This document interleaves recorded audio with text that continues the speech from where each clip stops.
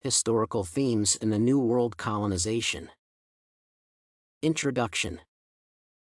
Marco Polo, the Venetian merchant, returned to Italy from Asia and described the Indies and the awareness of lands beyond Islam.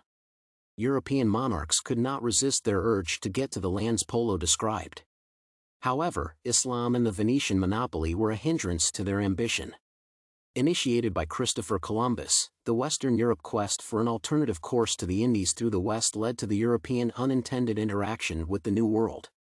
The historical themes of geographical determination of historical events, the role of economics in history, as well as greed and power, are evident in the European colonization of the New World. Main body. Geography predominantly influenced the European colonization of the New World. The Europeans were adamant that the only route to the Indies of Polo was eastward. Nonetheless, due to the hindrance of Venice and Islam, going east for the Europeans meant they had to go southwards around Africa and then northeastward to the Indies. It was Columbus who first conceived what the Europeans called an unorthodox view of an alternative course to the Indies through the west about 2,600 miles away from Europe. Columbus' view was unorthodox but not wrong. Early Greek philosopher Pythagoras had speculated of spherical Earth, which the Hellenistic astronomy proved right in around the 3rd century BCE, implying that it was possible to go round westwards to the Indies instead of eastwards. The only wrong concept in Columbus' view was the estimated distance.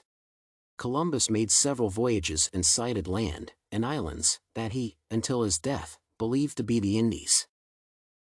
However, this land, which John Cabot also discovered in Newfoundland, was the land of Amerigo.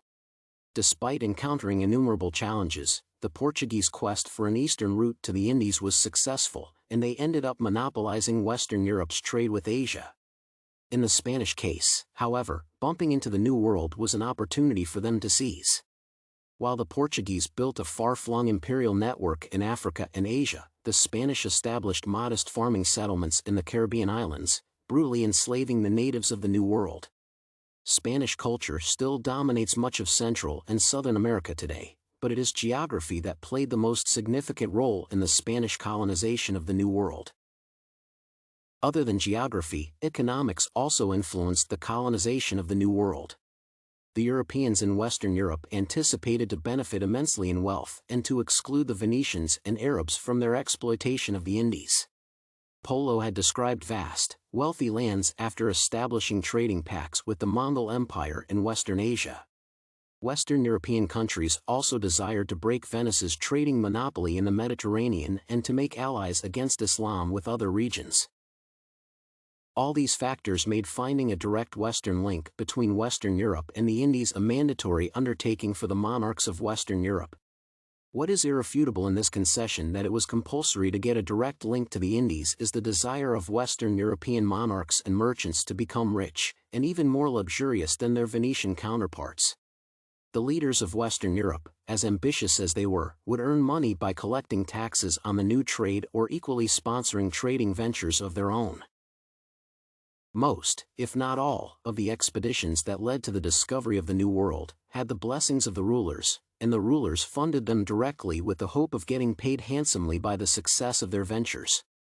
The Spanish conquistadors in the New World, for example, Hernán Cortés, governed the territories they conquered in the name of the distant King of Spain. Cortés bore the title, Captain General, and Governor of New Spain. Other conquistadors, for instance, Francisco Pizarro, moved further inland from the east coast into the South American territories looking for gold and silver, specifically in the Inca territories. While geography played an indirect role in the colonization of the New World, economics played a fundamental and direct role in this colonization. Conclusion. Greed and power are equally dominant themes in the colonization of the New World.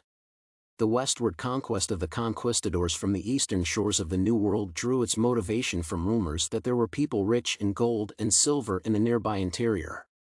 The rumors turned true when Cortés and Pizarro encountered the Aztec Empire and the Inca Empire, respectively. However, how the conquistadors subdued the natives not only depicted cruelty but their greed as well.